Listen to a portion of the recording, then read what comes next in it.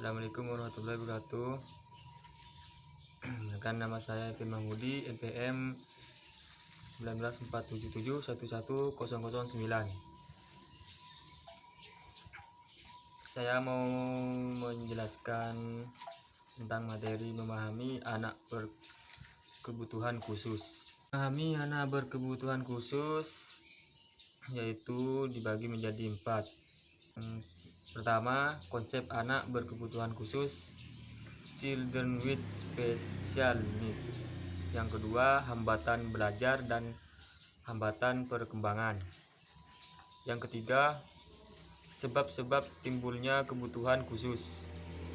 Yang keempat, fungsi pendidikan kebutuhan khusus. Yang pertama itu konsep anak berkebutuhan khusus, children with special needs. Anak berkebutuhan khusus dapat diartikan sebagai seorang anak yang memerlukan pendidikan yang disesuaikan dengan hambatan belajar dan kebutuhan masing-masing anak secara individual. Dan konsep anak berkebutuhan khusus dapat dikategorikan menjadi 2 kelompok besar, yaitu anak berkebutuhan khusus yang bersifat sementara dan anak berkebutuhan khusus yang bersifat menetap. Kedua, anak berkebutuhan khusus bersifat sementara. Anak berkebutuhan khusus yang bersifat sementara atau temporer adalah anak yang mengalami hambatan belajar dan hambatan perkembangan disebabkan oleh faktor-faktor eksternal. Misalnya, anak yang mengalami gangguan emosi karena trauma akibat diperkosa sehingga anak ini tidak dapat belajar. Seperti anak berkebutuhan khusus bersifat sementara atau temporer. Anak berkebutuhan khusus yang bersifat sementara atau temporer adalah anak yang mengalami hambatan belajar dan hambatan perkembangan disebabkan oleh faktor-faktor eksternal. Misalnya, anak yang mengalami gangguan emosi karena trauma akibat diperkosa sehingga anak ini tidak dapat belajar. Berkebutuhan khusus yang bersifat menetap atau permanen. Anak berkebutuhan khusus yang bersifat permanen adalah anak-anak yang mengalami hambatan belajar dan hambatan perkembangan yang bersifat internal dan akibat langsung dari kondisi kecacatan, yaitu seperti anak yang kehilangan fungsi penglihatan, pendengaran, gangguan perkembangan kecerdasan dan kognisi, gangguan gerak atau motorik, gangguan interaksi komunikasi, gangguan emosi, sosial dan tingkah laku. Dengan kata lain, anak berkebutuhan khusus yang bersifat permanen sama artinya dengan anak penyandang kecacatan. Kedua, hambatan belajar dan hambatan perkembangan. Hambatan belajar dan hambatan perkembangan sangat penting untuk dipahami karena hambatan belajar dapat muncul di setiap kelas dan pada setiap anak. Semua anak mempunyai kemungkinan yang sama untuk mengalami hambatan belajar dan hambatan perkembangan. Pendidikan kebutuhan khusus menekankan pada upaya untuk membantu anak menghilangkan atau sekurang-kurangnya mengurangi hambatan belajar dan hambatan perkembangan sebagai akibat dari kondisi tertentu agar anak dapat mencapai perkembangan optimum. 3. Sebab-sebab timbulnya kebutuhan khusus. Faktor internalnya adalah faktor internal kondisi yang dimiliki oleh anak yang bersangkutan.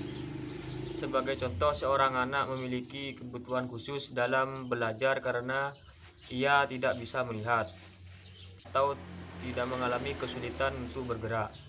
Faktor eksternalnya adalah sesuatu yang berada di luar diri anak mengakibatkan anak menjadi memiliki hambatan perkembangan dan hambatan belajar. Faktor kombinasi antara eksternal dan faktor internalnya adalah dapat menyebabkan terjadi kebutuhan khusus pada seorang anak.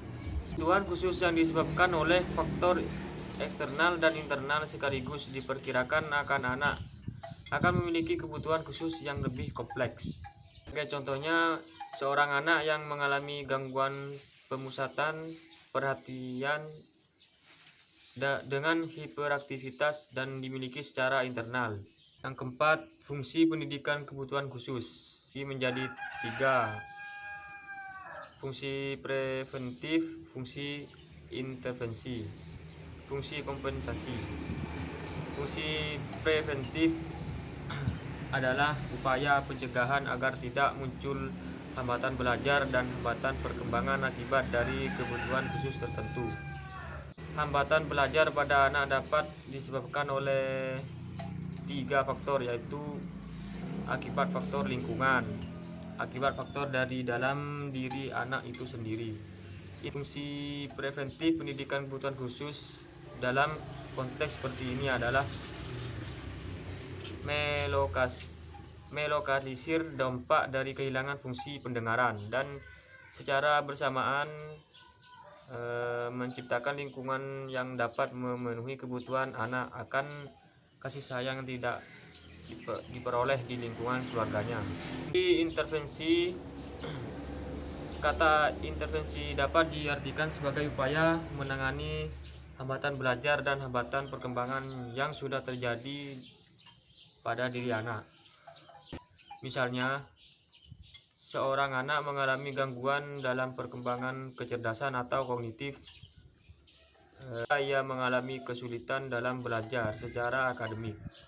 Intervensi pendidikan kebutuhan khusus adalah upaya menangani anak agar dapat mencapai perkembangan optimum sejalan dengan potensi yang dimilikinya. Fungsi kompensasi. Pengertiannya, kompensasi dalam konteks pendidikan kebutuhan khusus diartikan sebagai upaya pendidikan untuk menggantikan fungsi yang hilang atau mengalami hambatan dengan fungsi yang lain. Seorang anak yang kehilangan fungsi penglihatan akan sangat kesulitan untuk belajar atau bekerja. Salah satunya bentuk kompensasi pada orang yang kehilangan penglihatan adalah penggunaan tulisan braille. Tentunya akan dapat membaca dan menulis dengan menggunakan fungsi perabaan. Melalui upaya kompensasi, anak akan tetap dapat mengikuti aktivitas belajar seperti yang dilakukan oleh anak lainnya dengan cara modifikasi dan disesuaikan dengan mengganti fungsi yang hilang atau tidak berkembang dengan fungsi lainnya yang masih butuh. Cukup sekian dari materi yang sudah saya sampaikan. Apabila ada kekurangan atau kesalahan, mohon maaf. Terima kasih. Wassalamualaikum warahmatullahi wabarakatuh.